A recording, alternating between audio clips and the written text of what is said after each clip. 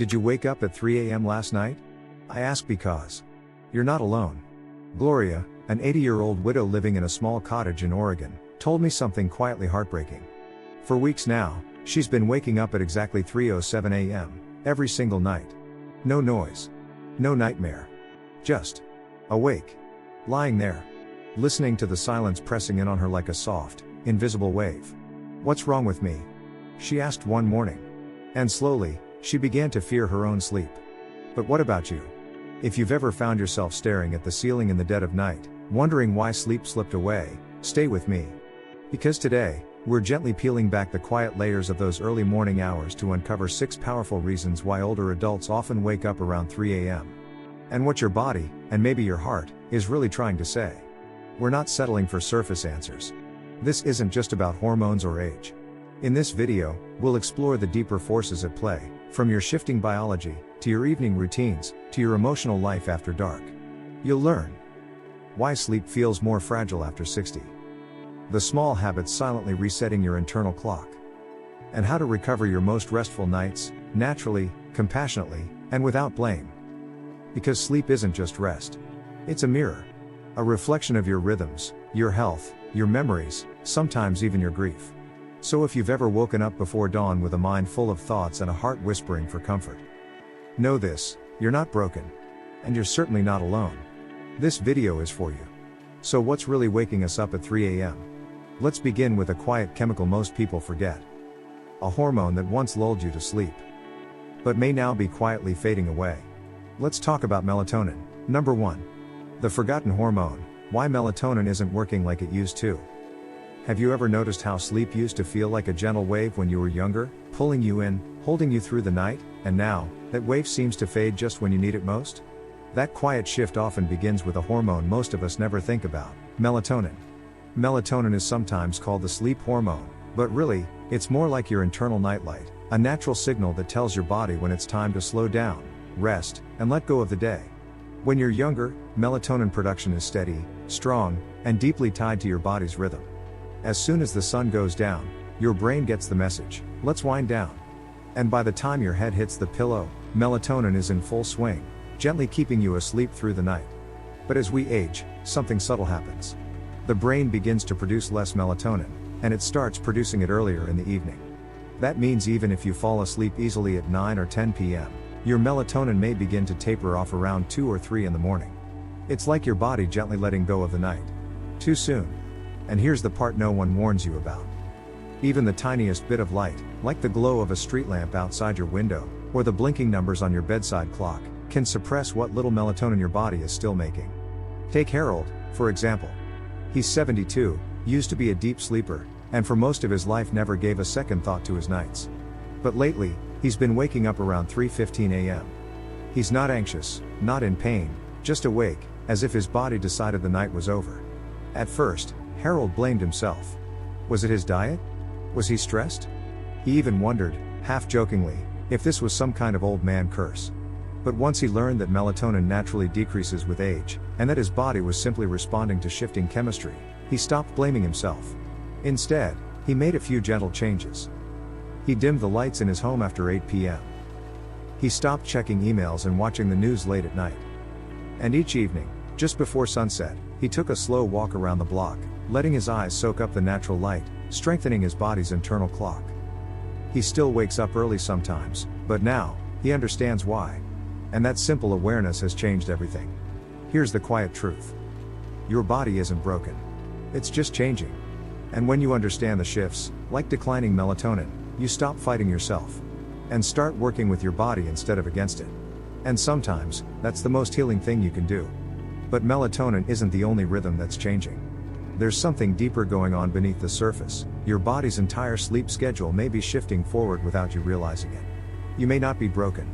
You may just be ahead of schedule. Let's talk about that next. Number 2. Your sleep clock is not broken, it's just reset.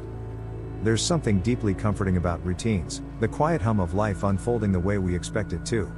For many years, your sleep probably followed a familiar rhythm. You stayed up until the 10 o'clock news, drifted off without trouble, and woke up just in time for the sunrise. But then one day, that rhythm starts to shift. You find yourself yawning before the movie even ends. You wake up at 3 a.m., fully alert. You feel out of sync, like your body and the clock are no longer on speaking terms. Here's the thing, your sleep clock isn't broken. It's simply been reset. As we age, a natural phenomenon called advanced sleep phase starts to take over. Your body's circadian rhythm, its internal timekeeper, gradually begins to move forward. That means you might start to feel sleepy earlier in the evening and wake up earlier in the morning, even if you don't want to. This isn't a choice or a bad habit. It's biology. The brain's master clock, known as the suprachiasmatic nucleus, becomes more sensitive to light and less flexible with time. As melatonin kicks in earlier, your body begins to wind down sooner than it used to. And once you've had your 6 or 7 hours of rest, no matter what time it is, your body naturally starts to wake. That's why 3 a.m. can suddenly feel like morning, even when the rest of the world is still fast asleep. Let me introduce you to Charles. He's 68, recently retired, and by all accounts, enjoying life at a slower pace. But he kept running into the same frustrating pattern. No matter how hard he tried, he couldn't stay awake past 9 p.m. And like clockwork, he was wide awake by 3 a.m. At first, he thought it was insomnia. He tried reading in bed, listening to music, even avoiding naps. Nothing worked. But then, after a visit to his doctor and a little research, Charles discovered the truth. His body wasn't sleep deprived, it was just ahead of schedule. Once he accepted that, he made some simple, thoughtful changes. He pushed dinner to 7 p.m. instead of 5 p.m. Took a short walk in the cool evening air. Switched off bright overhead lights and used soft lamps instead. And most importantly, he allowed himself to stay up a little longer, not forcing it, but gently stretching his window. The result?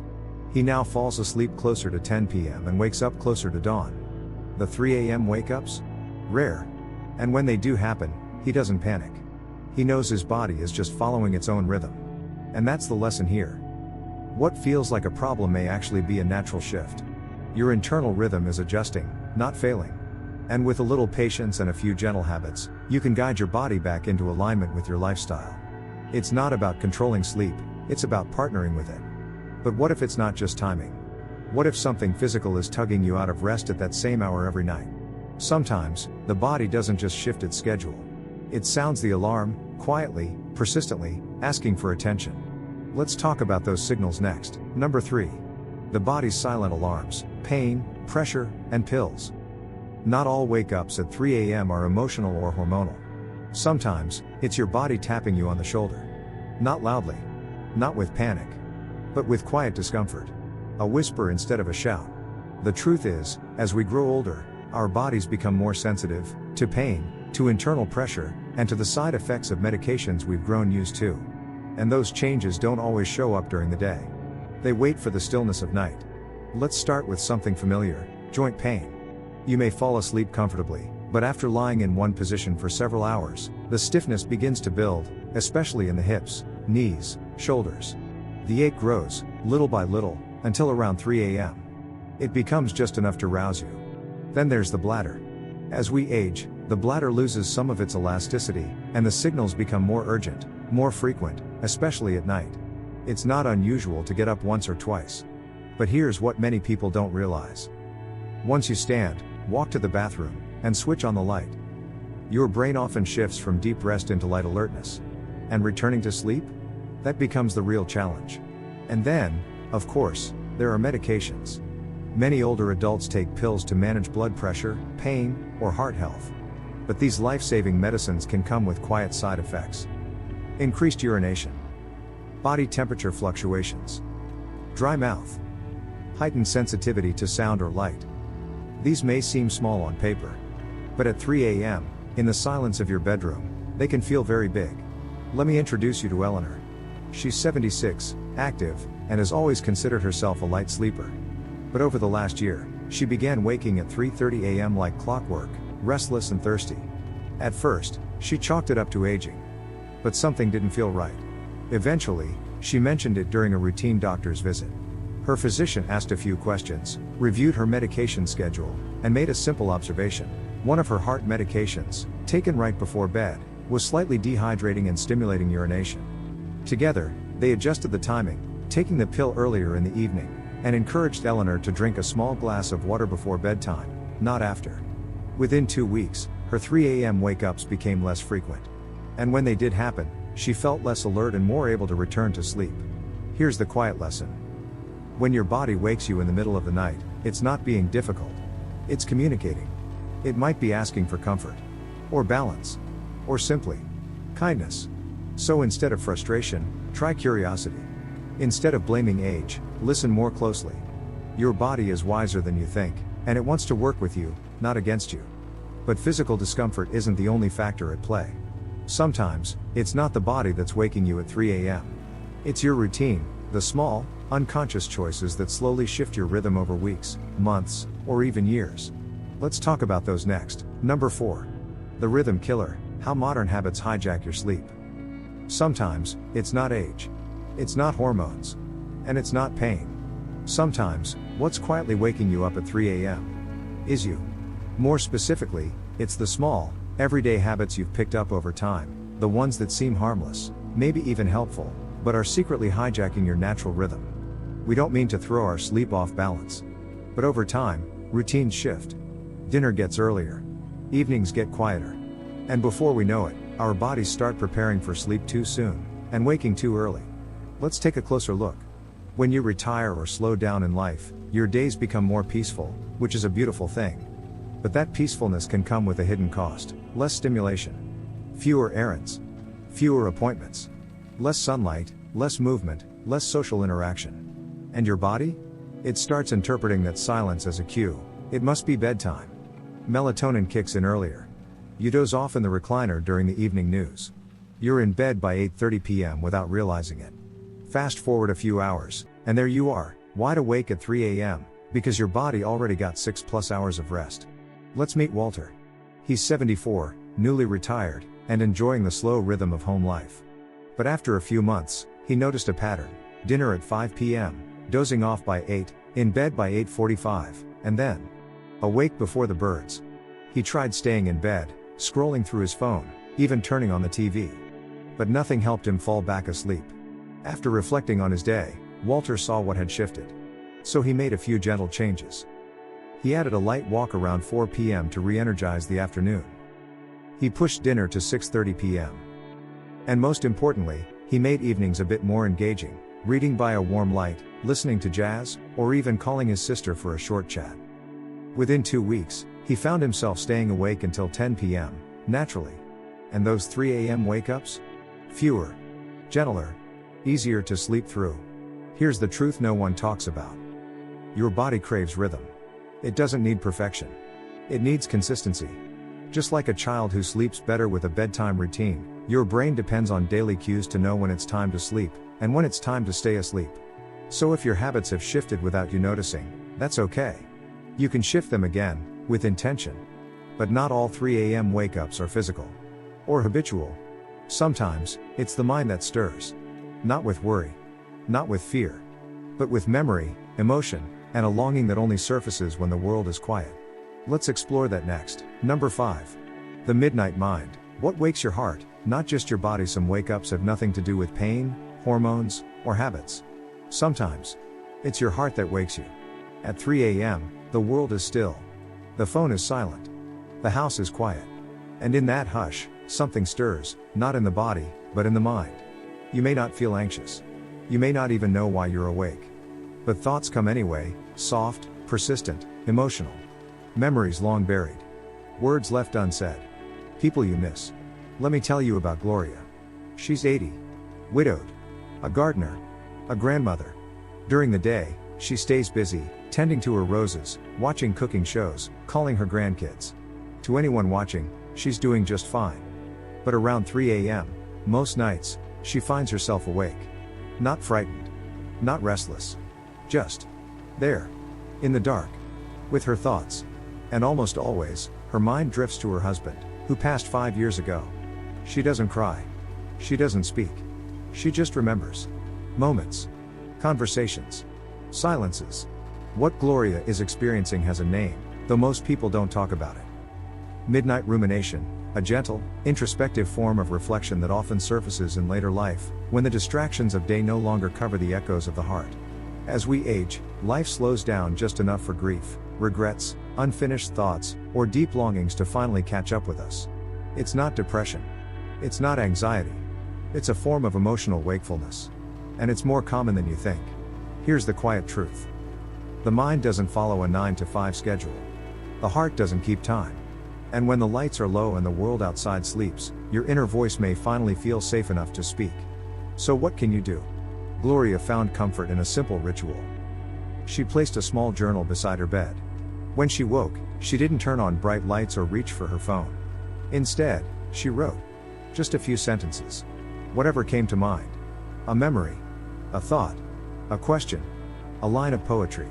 It helped her release what her heart was holding, without needing to solve it. Sometimes, she added soft instrumental music. Sometimes, she whispered a prayer. Sometimes, she just let herself feel. Here's the lesson. Not every 3 a.m. wake up is a problem. Some are invitations. An invitation to listen, to reflect, to remember, and to offer yourself the kind of quiet grace you've always given others.